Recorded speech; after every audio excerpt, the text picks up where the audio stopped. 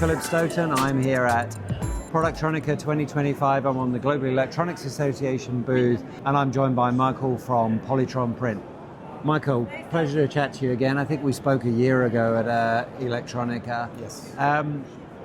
Things were going okay.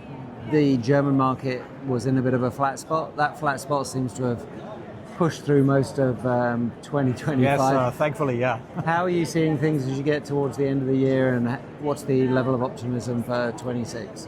Well, things are improving since the beginning of the year, and so every month is getting better in terms of incoming orders. And since July, August, September, it's a steady level, which is okay. It's not great, but it's much better than it has been last year. Yeah, so. At least we're not seeing a decline there. And last year we talked a lot about critical mass of the industry and how the industry was doing generally. Since then, we've seen a bit of a rise particularly in defense spend. We're ongoing with that push for legislation and such, and perhaps not making the progress at the speed we'd like to there. How do you see that picture? Do you see defense as a bit of a savior for the industry?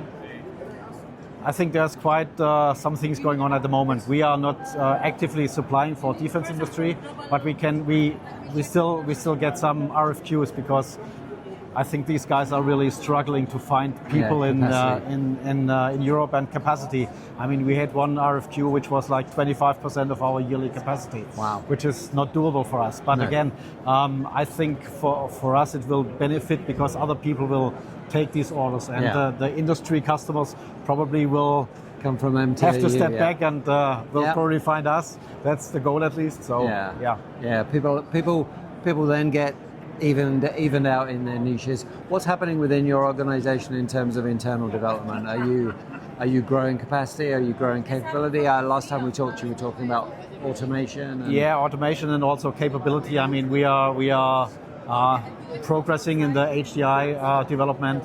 We are just adding more capacity for HDI, especially blind wire filling. Yeah. So we are doubling the capacity for that, because we get orders in this type of work. Okay, so are you seeing more and more demand for that HDI business and that blind and buried wire kind of model? Yes, and also I think the customers now believe that we can do. Actually can supply this type of boards, and so we have done a lot of convincing in the past, and we are in this business since quite a lot of convincing, and now the customer base starts to recognize that we are able to supply HDI type boards. Yeah, and those HDI boards, does that set you apart from perhaps some of the global competitors? Does that give you something that perhaps they can't get elsewhere? I don't know. I think it's probably the HDI boards are not as many as the regular boards, so smaller volume. So people tend to stay in Europe, and also higher quality demands, and people. That's my feeling, that the customers try to keep it pretty close instead of going everything to Asia.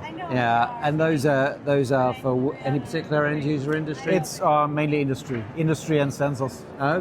Okay, the sensor market. Yeah. And your expectations for 2026? Do you see an uptick? I mean, it's hard to see anything positive in the automotive sector, but elsewhere perhaps? Yes, we see a little bit of movement at the moment, but that's maybe seasonal.